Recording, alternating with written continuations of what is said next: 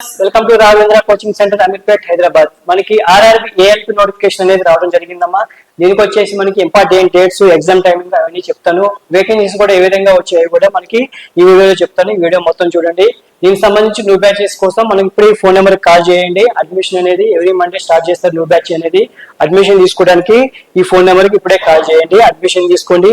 దీంట్లో వచ్చేసి మీకు ఏఎల్పి 11,127 వేకెన్సీస్ రావడం జరిగింది టోటల్ గా.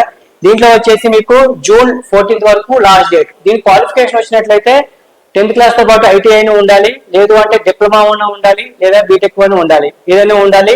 అదే విధంగా డిప్లొమా అయినా బీటెక్ వాళ్ళైనా ఎలక్ట్రికల్, ఎలక్ట్రానిక్స్, మెకానికల్, ఆటోమొబైల్ ఇవి చేసిన వాళ్ళైతేనే అప్లై చేసుకోవాలి. సివిల్ వచ్చేసి కంప్యూటర్ సైన్స్ వచ్చే వాళ్ళు అప్లై చేసుకోవడానికి లేదమ్మా.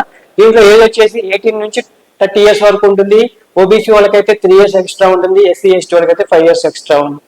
ఓకే, అదేవిధంగా ఎగ్జామ్ వచ్చేసి 2 types ఉంటుంది. ఫస్ట్ ప్రిలిమినరీ ఎగ్జామ్ ఉంటుంది, తర్వాత మెయిన్ ఎగ్జామ్ ఉంటుంది.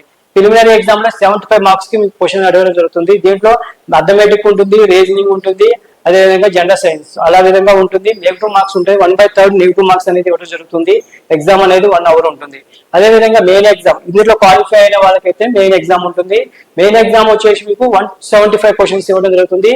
100 marks వచ్చేసి మళ్ళీ అథమెటిక్, రీజనింగ్, జనరల్ స్టడీస్ అంటే బేసిక్ ఇంజనీరింగ్ ఇవ్వడం జరుగుతుంది.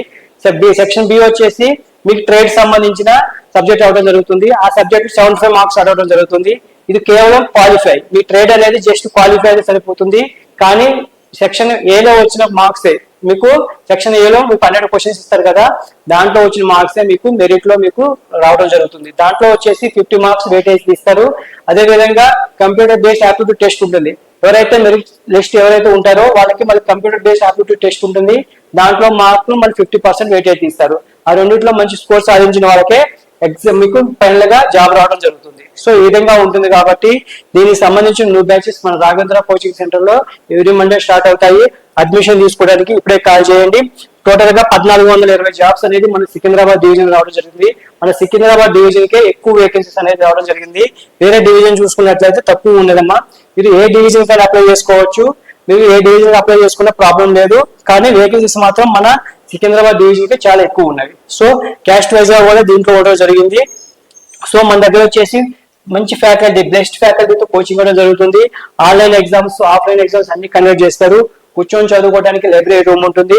100% మీరు సక్సెస్ అయ్యే విధంగా కోచింగ్ ఇవ్వడం జరుగుతుంది.